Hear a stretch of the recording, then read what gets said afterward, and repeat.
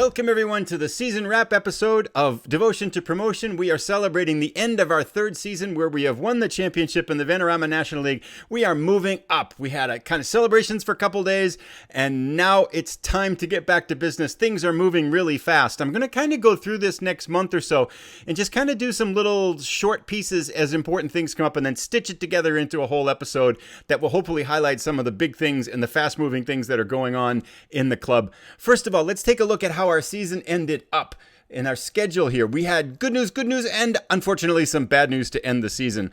After our 1-1 draw with Macclesfield Town that saw us clinch the National League Championship, we then went on to play a strong game against Swindon Town and a strong game against Solihull Motors. Then as we went into Aldershot Town, our last game against second place Aldershot Town, we needed a 2-goal differential to get the lowest goals against in the league. We needed a win to break the record for most wins in the league. And we needed a win or a draw to get to tie or break the most points record in the National League. We were winning 2-1 in the 80th minute. And I started to push a little bit more to see if I could get that third goal. They came back in 2 goals and agonizingly they upset us 3-2, putting a little bit of a touch of a bitter taste on the end of a season. So we did not get, if we look at the standings here, we did not break the record for points, which was 109. We did break the record in goals for. We didn't get the lowest goals against. Aldershot Town got that by 3 by coming back with 2 goals late to beat us there. And we did not break the league record for wins. So we could have had a spectacular finish, but Aldershot Town said, nope, that is not happening this year. So we'll remember that. Hopefully we'll see them again someday and come back to them there. Then, as soon as the season ended, season stuff started happening real fast. I'm not quite sure where to say the best thing is, but we did turn professional. That happened right away. Here's our email. It's going to happen. It takes a couple months. It's going to happen on June 12th, I think, is when we officially go professional.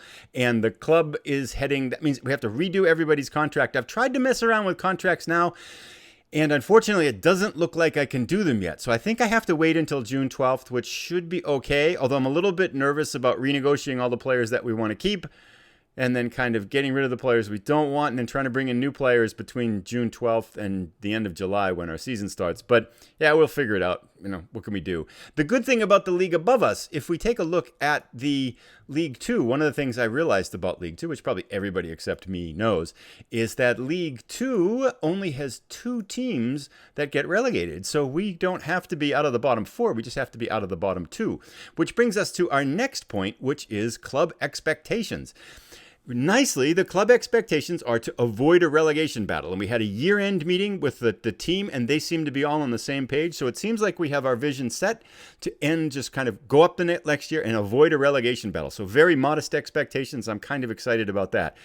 On a good news, we have good news, bad news, and stop, I think, with finances. Well, maybe finances is good news, bad news. I'm not sure. But a lot of things impacting finances. But let's talk a little bit about finances and how easy or hard it might be to avoid the relegation battle next year. So, finances are good. We're up to about $600,000 in club on overall balance. And if we look at what we're getting next year, they've upped the budget to about £17,000 per week.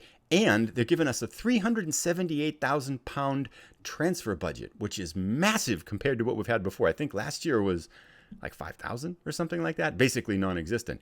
So you might think, wow, our wages per week has gone up. We're going to have a transfer budget. That's going to go up. However, if we look at some of the clubs in the leagues above us here, actually, if we look at any club in the league above us, in League 2, and we just start poking around and see what their average wages are. So, for example, let's just pick Southend here. And in the middle here, their wage budget is $51,000. So we are about a third of their wage budget. The lowest team I could find was something like $30,000 up here.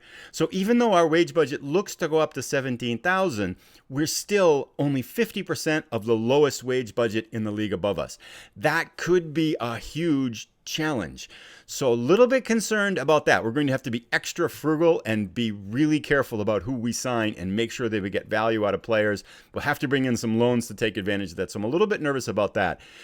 The good thing there is, though, we can take that $378,000. So if we look here in finances and I make a budget adjustment, I could, if I wanted to, go like this and reduce our transfer budget to 0 and give us a wage budget of $24,000, which is starting to get close to the worst teams in League 2. I'm not going to do that yet because I think we can figure that out later. But So we're getting more money, but it's a pittance compared to what most teams in League Two have. I'm hopeful we'll get a little bit of a nudge as we come to July, but that could be a point of concern going up. We're not going to have a lot of money to work with compared to the other teams in the league. So we'll see how all that goes. Let's take a quick look at I'm trying to think what else we want to look at here. There's so many things to look at. Let's take a quick look. Oh, yes. Another thing on money. This is connected. This is the thing I wanted to mention. The board has announced plans to enlarge the stadium by 1,750 seats to meet the minimum requirements of League Two. So they're going to shut down a portion of the stands. It's going to take about 5 months to complete, so it'll be done sometime in October. This is costing us $2 million. We got $1 million grant for it, and then we had to take $1 million loan out, of which we have to repay $9,000 per month or something like that to repay that loan. So we'll have some debt to carry now going forward, but our stadium will go up to about 6,000 seats, which I guess will be nice, although I think the most we've ever had attend a match is 3,000. So I'm not sure. I guess we have to do it, but is it going to help us if we don't have anybody sitting in the seats? But anyway, I suppose that's good and all those things. The board will not pay for any other things. So if we look at our club info, basic training facilities, basic youth facilities, I went and approached them. I said, hey, can we up the training facilities? Can we up the youth facilities? Can we up our youth recruiting? Can we get a senior affiliate, a new senior affiliate club? No. We don't have enough money. Chairman Jimmy is extremely cheap.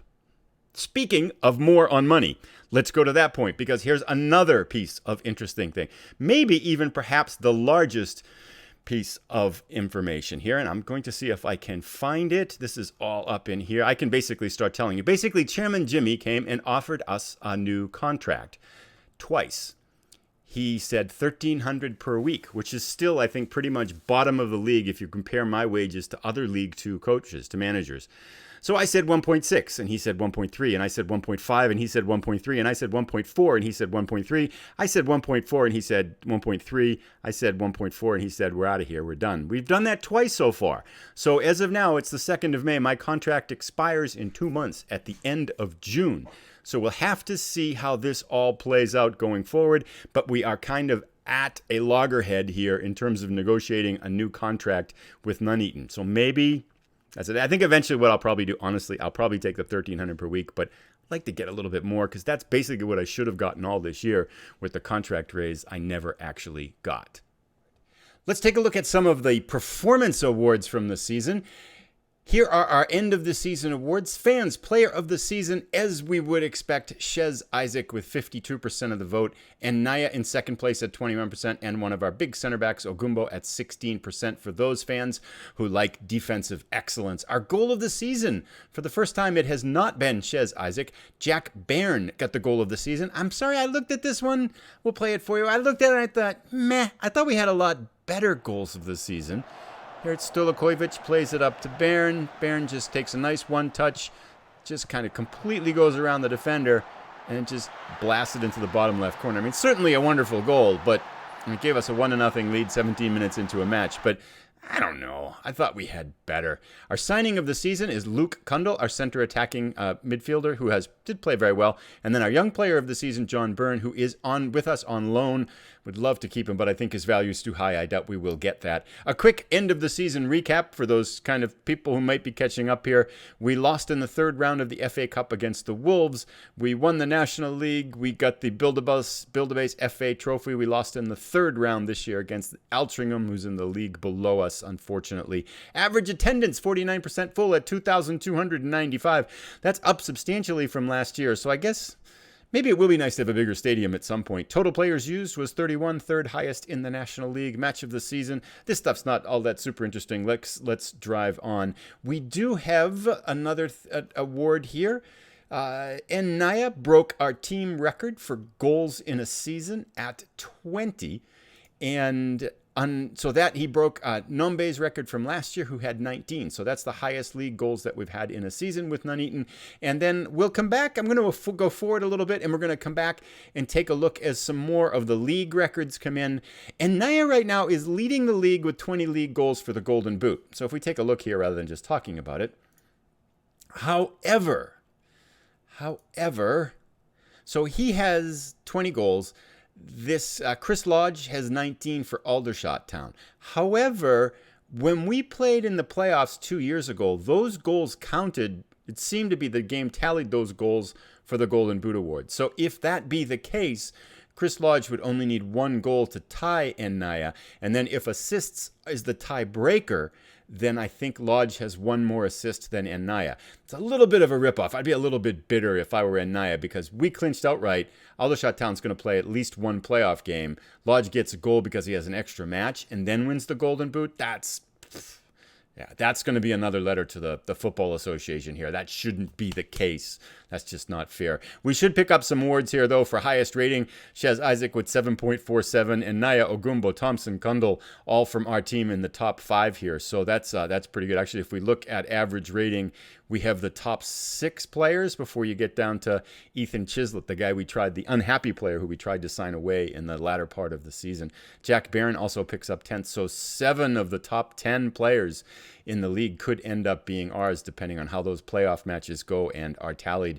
Then Jaden Major, 11 assists compared to 15. Team goals, Shez Isaac. Wow. Oh, that's team goals, on the field for team goals. Okay, yeah. And then none of these other things I think are all that tremendously interesting, so we'll leave that type of depth for some other episode perhaps. So let's come back as some of these season awards come in. I think that Shez Isaac is up for Player of the Year. I may be up for Manager of the Year, just kind of speculating a little bit. We'll see. That would be nice. So we'll be back in a little bit. I'm going to play forward in the game, and then we'll jump back in as breaking news happens. So we've gone a couple weeks ahead in the future. Some developments are happening. Things moving quickly again. Cardiff, who have dropped down to the Championship League, have a job opening. Apparently, I was slated as the leading candidate. I did apply. And now, I'm trying to use this a little bit of a leverage here with Chairman Jimmy to say, dude, pony up. Nuneaton fans urge Blitz to stay. The next day that came up. May 12th, the Cardiff fans consider Blitz leading candidate for the Championship League job. It's be a nice job. Cardiff, if we take a look at it, 389 million value. Training facilities 4.5 stars. Youth facilities 4.5 stars. Reputation 3. Season budget 21 million. They were 8th in the Sky Bet Championship. That might be just by alphabetical order. I'm not sure. Let's see. I don't believe it's turned over yet. So they might have finished 8th in the Sky Bet Championship. Oh, they did. Oh my goodness. That would be a huge jump up. That would be knocking on the doorstep of the Premier League. So there is that little side drama going on. I've also applied for another job here just a couple days ago. One opened up with Sky Bet League 2 Salford. So basically I'm just trying to nudge Chairman Jimmy here. I mean, if the Cardiff job comes through, nothing's happened since the 12th. So it's been 9 days. I haven't heard anything from Cardiff. I would have to consider that this is probably a long shot within the spectrum of kind of how we would be sitting within that job offer. I'm not sure why the game would list us, why the world would say we're a leading candidate, but anyway, we'll take it. But I'd have to say that's a long shot. If it does come through, that might be something to think about. But anyway, I'm just trying to mainly use it as leverage for Chairman Jimmy. But the fans want me to stay. The Cardiff fans want me to come. This is cool. I feel special and loved and all this kind of stuff. Everybody wants me. Woohoo! And speaking on everybody wants me kind of note, just yesterday, this will be probably the last day we go through this episode. Last day we got, where is it? Inbox. We go up in here. Manager of the Year award, head coach of the year. So that makes sense. We were kind of considered, even though the media prediction at early had us on, we were, I think, slated as relegation candidates or fighting for relegation. To have the season that we had was really good, and that resulted in 2 in a row now. So head coach of the year. And that does mean that if we look at profile here, 2.25 stars. Woohoo! Almost halfway to 5 stars. One more little blip and we'll be halfway to 5 stars. Attributes didn't really go up since then, so I'm not sure quite what's with that. So still pretty much everything stuck at 10. And there was the little wanted badge, wanted by Cardiff, although they haven't called me for an interview yet. So we'll see what happens with that. A couple of other last kind of things and before we go forward. Shez Isaac set the record for average rating in a season with 7.49. The previous one was 7.47. The previous one was 7.37. However, Shez Isaac did not get the Player of the Year award. That went to Yassine Naya, with a 7.38 rating, 6 assists, and 20 goals, was named the National League Player of the Year winner. So that's fantastic. Congratulations, Yassine. You were awesome, even though you couldn't score very many goals in the back half of the season, unless the episode was on YouTube, in which you just kept scoring goals all the time. But that's good. He also got the league top goal scorer. So how that worked was, that was interesting. If we look at the results here, I mean, I guess interesting in that nerdy, geeky sort of way. But what the heck, I've already started, so let's keep going.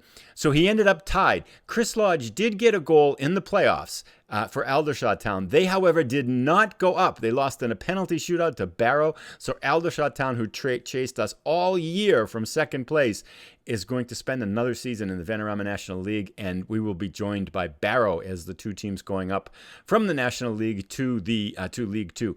So Lodge did score in that playoff final, which gave him a tie with Naya. The tiebreaker was the fewest minutes played. And so because of that, Naya only got 20 goals in 32 appearances, and I think Lodge got 20 goals in 43 appearances. So because of the lesser time played, Naya got the league top goal scorer award as well. And a last little award for our team, Jack Barron got the Goal of the Year award. That same goal that we saw earlier in this episode was named Goal of the Season, which I'm a little bit of a loss as to why, but I mean, it was a nice goal. I'm not sure it was all that awesome. So there you have it. That's our little bit of our season wrap up. Going forward, it's now the 21st of May. We have a lot of work to do. I just checked, and it looks like I can offer full-time contracts to players, but our players want a ton of money now, and it's May. So I'm going to just wait them out and say, by the time it gets to June, usually their demands drop, and it's just too much money they all want right now. So I'm going to wait till June, maybe the middle of June, before we start to renegotiate contracts. Right now, the goal, I think the overall goal for the offseason, I want to try to return the top half of our team, see if I can shuffle off the bottom half of our team, replace that bottom half of the team with better players, and then plug gaps with loans from the Premier League or Championship League if we can do that as we get closer to the season. That was our strategy last season. It seemed to work pretty well in getting promoted. Big question mark is how much money we can get in players as we renegotiate these contracts to full time. But I guess we'll have to just figure out how that works when we go forward too. So that's it for today. Wrapping up what turned out to be a remarkable season for Nuneaton. We're heading up to League Two. I'll be back in our next episode, where we will be right around the beginning of July. It'll be the preseason episode. So we'll come back about the beginning of July. We'll take a look at signings. We'll take a look at what needs to be done, and then kind of where we are with the last few pieces we need to put together for next season. So more of a looking forward type of episode. Thanks for stopping by. Have a great day, and I hope you're enjoying your Football Manager save. If you've got any tips for us too, please let us know. And oh yeah, that's right, I keep forgetting to do this. Please give a thumbs up if you like the episode, and if you're new, please consider subscribing as well. Thank you. Have a great day. Bye.